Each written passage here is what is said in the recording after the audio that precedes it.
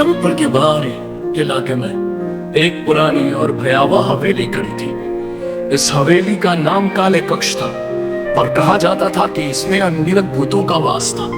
कोई भी इस हवेली के पास रात में जाने की हिम्मत नहीं करता था, लेकिन एक जिज्ञासु युवक आर्यन उस रात वहां जाने का निर्णय लिया। आर्यन ने अपनी जेब में टॉर्च रखी और हवेली की ओर बढ़ा। जब वो दरवाजे के पास पहुंचा तो एक अजीब सी ठंडी हवा ने उसे छू लिया। उसकी रीढ़ की हड्डी में सिरन दौड़ गई, लेकिन उसने हिम्मत जुटाई और दरवाजे को धक्का दिया। दरवाजा खुद ब खुद खुल गया और आर्यन अंदर दाखिल हुआ। अंदर का दृश्य भयावह था।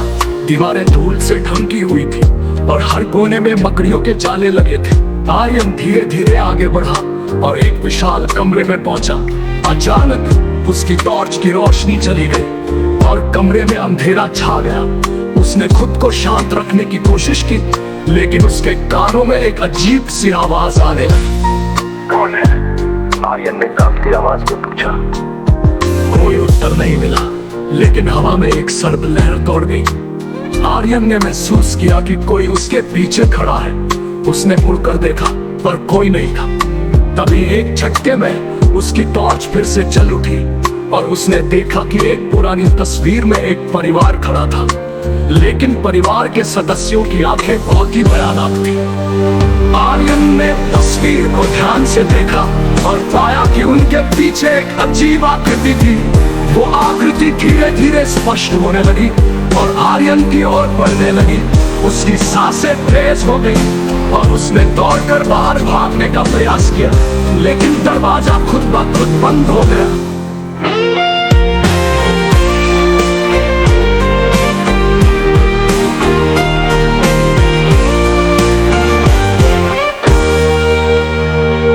आर्यन ने पूरी ताकत से दरवाजे को धक्का देने की कोशिश की, लेकिन वो नहीं खुला।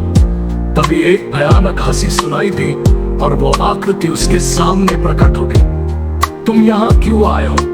आकृति ने गुस्से में पूछा। मैं सिर्फ सच जानने के लिए आया था, आर्यन ने कांपते हुए कहा। क्या सच नहीं, सिर्फ मौत है?